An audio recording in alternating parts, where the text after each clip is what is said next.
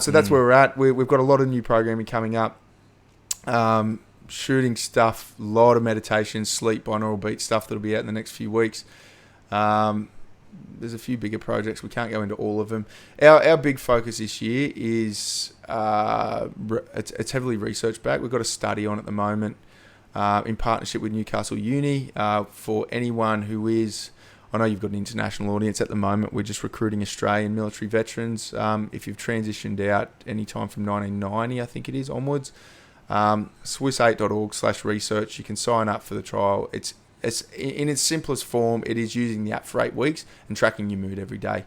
And there's a bunch of finer details that the psych researcher at Newcastle Uni will go into when you register. But that's a big focus at the moment. And then later in the year, we have another research partnership, which is a little bit classified at the moment.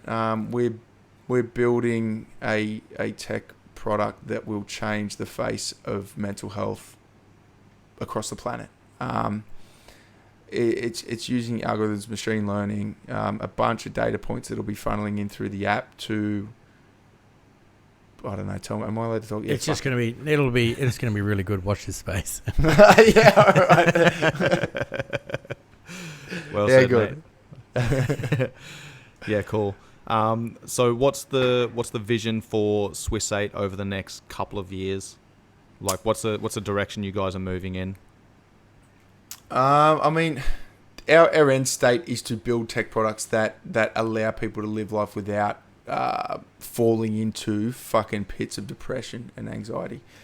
We are well on the way to being a big player in that space, and that is our goal. 3-year goal is to get this research, this tech-based research done, get it out to everybody around Australia. Veteran community first. I mean, the app itself is open to the public now, and then eventually to the world. And that will become the foundation of what Swiss 8 is. And then Mex's big focus at the moment is coordinating a lot of the events, because, and I'll let Mex go into more detail, but there is in the tech space, like, everyone's tried it. Facebook, Twitter, Instagram. Social networking was originally designed to connect people in the digital age. Unfortunately, without in-person physical connection, we are fucked. I mean, it's made the world worse, realistically.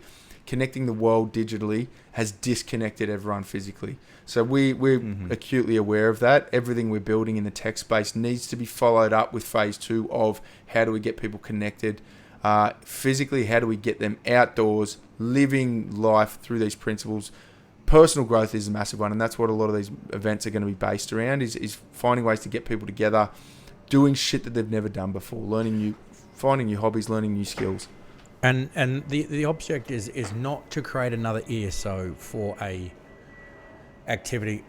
Veterans are like people, they're like fingerprints, they're all different, and the 3,500 ESOs would continue to balloon to how many millions of people on the planet, because everybody's different and they like to integrate and do things slightly differently.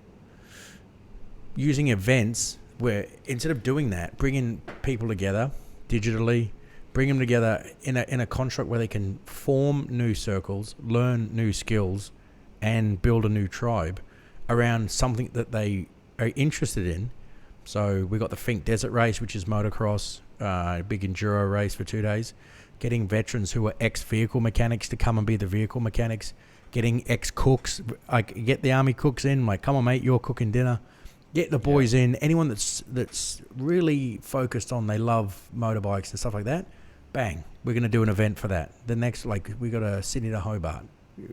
People who like sailing, we're going to teach them to sail properly, rig a boat. There's going to be a pretty, we're finalising it all, but we've got some spots in the Sydney to Hobart on one of the boats, and it'll be a month-long lead-up training. So these guys are going to have to get selected to come and jump on and be on one of the boats for the Sydney to Hobart. Stuff like this where we can build a tribe and get people out. They're digitally connected. We can keep them together, and they can build a new community and find a new identity outside of defence.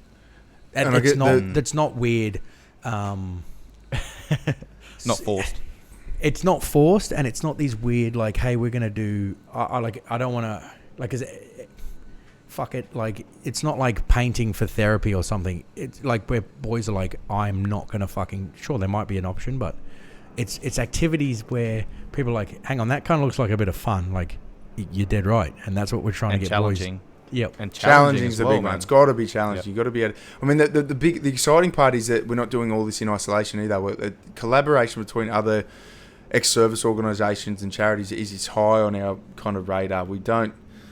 There is a big problem, especially in Australia. I'm not sure what it's like in other countries, but the broken veteran story came about because there's too many ex-service organisations and they all compete for what they think is a small funding pool, and therefore they've got to tell the story to the world that veterans are broken, give us more money. Created infighting, creates ESOs all hate each other, and that is a big fucking problem. So us working with other organisations, RSL for example, me and Swebsy and a few of the boys are members of the local RSL as well. That's an ex-service organisation that we're trying to bring together to be part of these events. Whether or not the Fink, I'm not sure, but definitely with the sailing stuff. And then internationally, I mean, the boys from Heads Up and Fighting Minds, I mean, that it's not across the line yet, but collaborating with other ex-service organisations, I think that is the model that we have to adopt. We can't. Everyone from the military has some form of hero complex buried away in their psyche somewhere. Everyone wants to save the world. There's a lot of people out there now spruiking or pretending they've got all the answers to everything, and they just realistically want to be the face that everyone looks at and goes, "Hey, they solved all the problems." That's not how it works. The only way forward in this entire the only way to solve this problem is by organisations working together, sharing information, building products together that fucking solve problems. So that's a big part of our vision and future. And mate, this isn't bespoke to veterans. This isn't a veteran problem. These are all problems that society. I think veterans have had the lion's share of exposure to suicide. Yes, the numbers are high. I'm not disagreeing with that, but I think these same principles are for society. And without you could do this podcast and drop off the veteran piece, and it's completely palatable and makes perfect sense to any person, any demographic on the planet. The principles don't change because you went in the army, because you wore one uniform or the other. I think they were just polarized and exacerbated. Leaving the military, your mateship and your tribe and stuff like that is probably more so. But there's other areas. I think it's got utility across every aspect and field of life. Absolutely, mate. And I like what you said before about the cooperation between the different organizations. I think that is super important, man, and it's fucking critical because, no one organization can cover all of the bases. Again, everything is a tool, and, instead of investing your time, energy, and effort into covering specific topics and certain things, someone else is already fucking doing that. Just work with them to, push that over the line and help. We should be complementing each other. All of these different veteran organizations should be complementing each other, and we're all working towards the same thing. Like, both you boys have been in Afghanistan. You know what it's like. Everyone has a role. You've got your fucking infantry soldiers, you've got your snipers, you've got your engineers, you've got your mortars, you've got your signalers, you've got your cavalrymen, you've got, all of these different roles, all of these different responsibilities, and everyone brings something to the table, and together they work as a fucking team to achieve the mission. I think that's absolutely critical and something that has been missing, unfortunately, in the veteran space. And this is why I'm really happy to be working with you guys, because you guys think like that as well. And I've been asked to be involved with a couple of other organizations as well. And I see all the infighting, and I see everyone's kind of going up against each other and butting heads, and trash talking other organizations and shit like that. And I just don't want to fucking be a part of that. I want to be a part of the veteran community that are working together to fucking solve these problems that not only veterans are going through, but the wider community as well. 100%, mate. And I think that is fairly similar across our circle of mates. No one's really got time to get in the fucking mud fights and to throw shit at each other.